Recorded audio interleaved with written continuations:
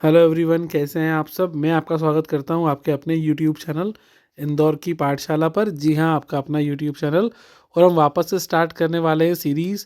और ये हमारा 2025-26 की एग्ज़ाम के लिए BCom first year, BBA first year, BCA, BCom, BBA सारी फील्ड्स के लिए, बीएससी के लिए हमारा हिंदी भाषा भाषा एवं संस्कृति का जो आपका पहला पेपर है उसके मोस्ट इम्पॉर्टेंट एमसीक्यूज़ हैं।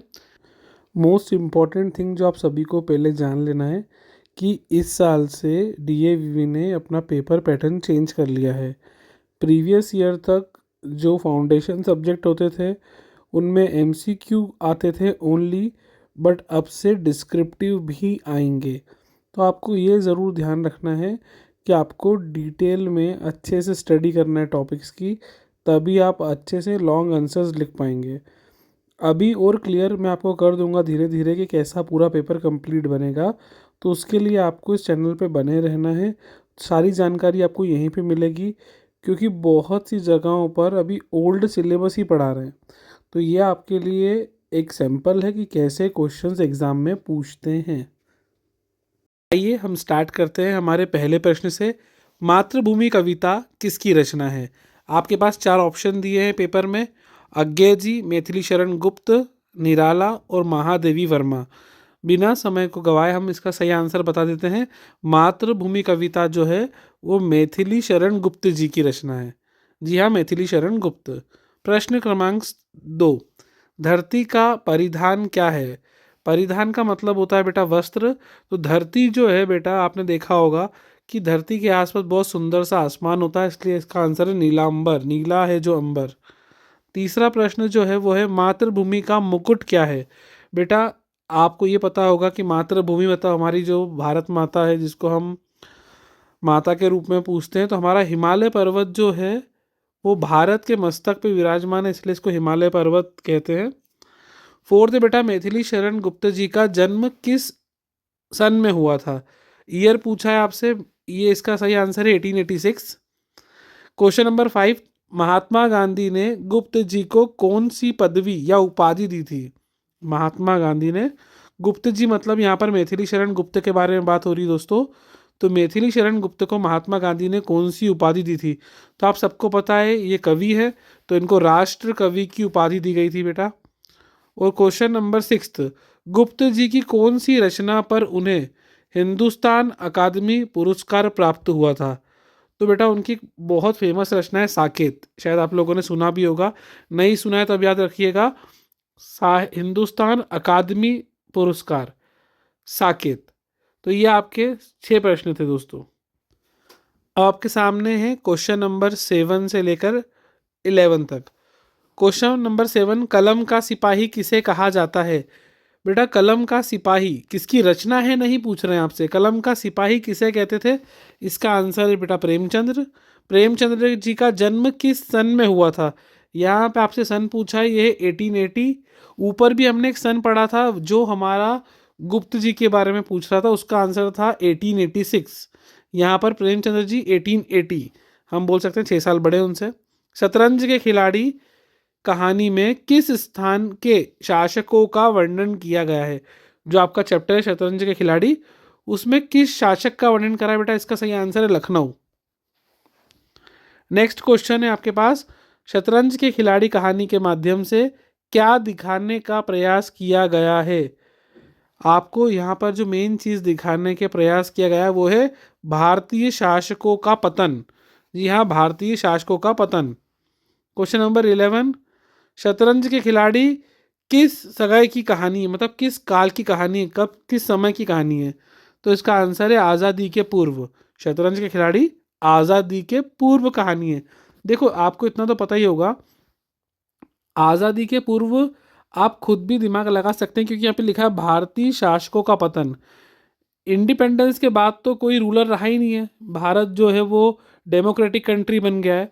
तो इसके लिए ये सारी स्टोरी जो है वो आज़ादी के पहले की है।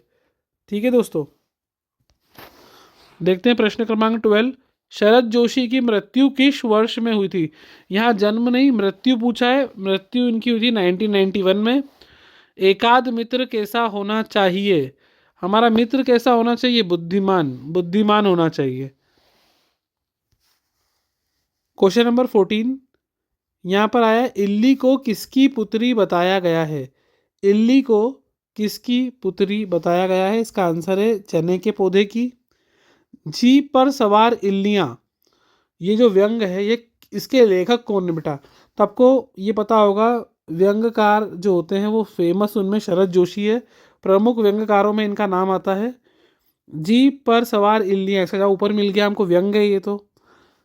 जीप पर सवार इल्लियां ये गद्य की व्यंग विधा है।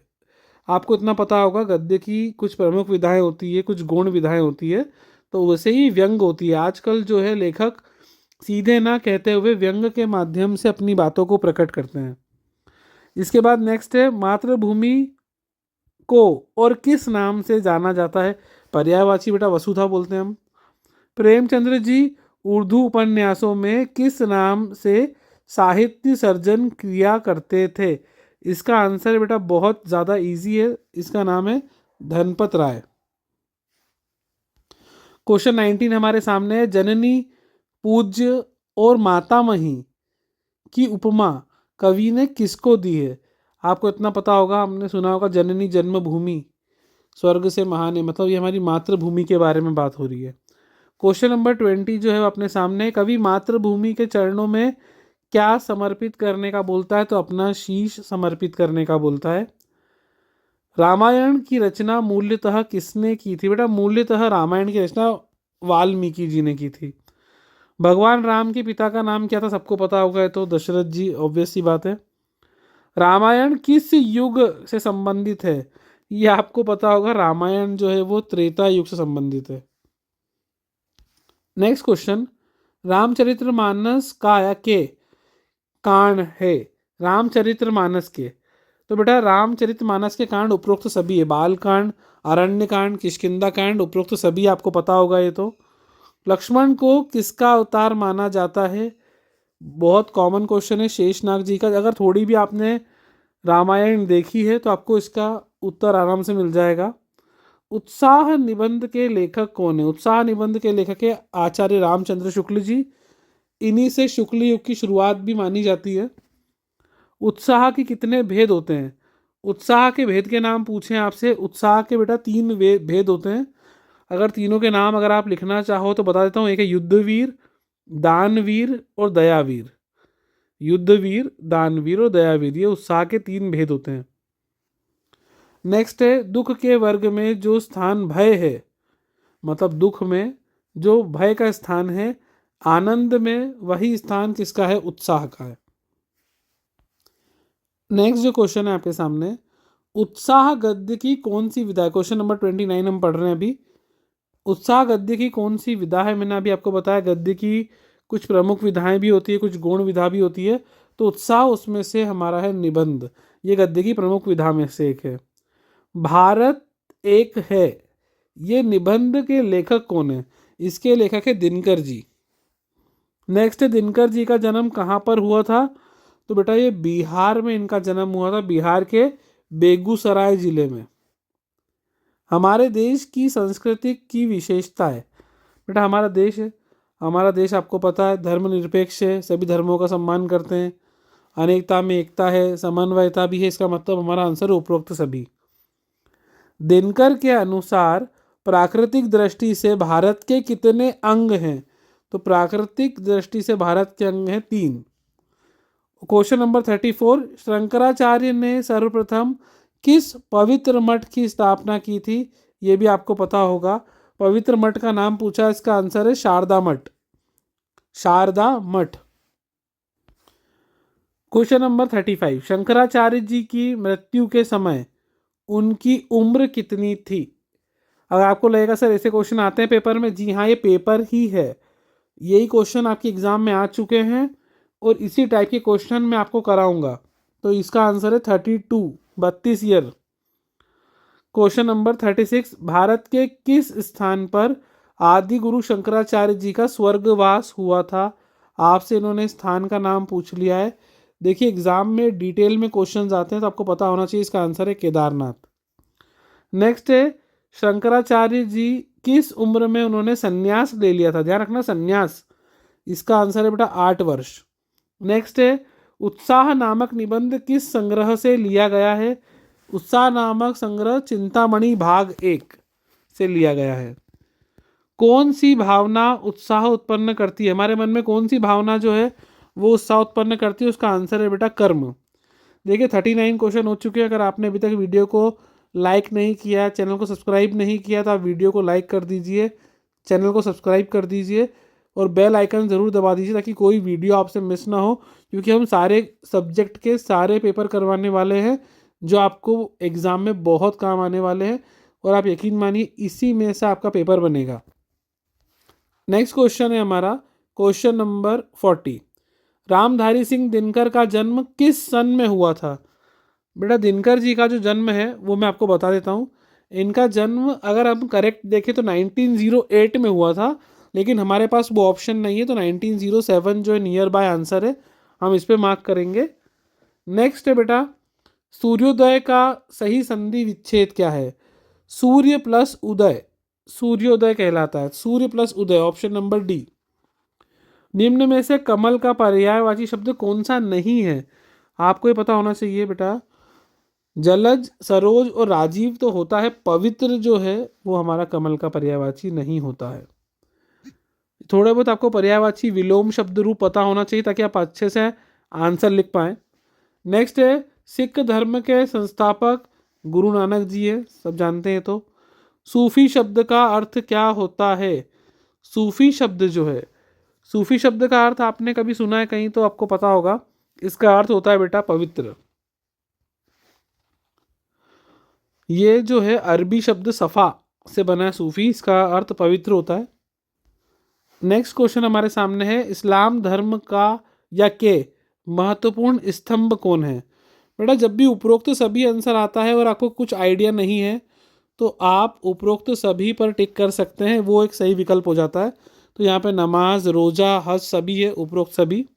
गुरु नानक जी द्वारा प्रारंभ किए गए लंगर का उद्देश्य क्या था? बेटा आपको ये पता होगा कि नॉर्मली लंगर जिमाया जाता है, जो भी गुरुद्वारे होते हैं वहाँ पर नियमित रूप से, तो लंगर हर किसी के लिए रहता है। तो उसका उद्देश्य कौन सा नहीं था ये पूछा आपसे। नम्रता है, समानता, भेदभाव नहीं होता बिल्कुल भी। लंगर में कोई भी खाना खाने जा सकता है। यीशु के अनुसार सबसे बड़ा दान कौन सा होता है? क्षमा, क्षमा दान सबसे बड़ा दान है। हिंदू धर्म का या हिंदू धर्म के प्रमुख सिद्धांत कौन से हैं? मैंने आपको बताया, ऋण व्यवस्था है, आश्रम व्यवस्था है, पुरुषार्थ है। उपरोक्त सभी जो है हमारा मेजॉरिटी आंसर हो सकता है। 49th, इस्लाम धर्म के प्रवर्तक कौन है? तो आपने सुना होगा हजरत मोहम्मद साहब, इनको इस्लाम धर्म का प्रवर्तक माना जाता है।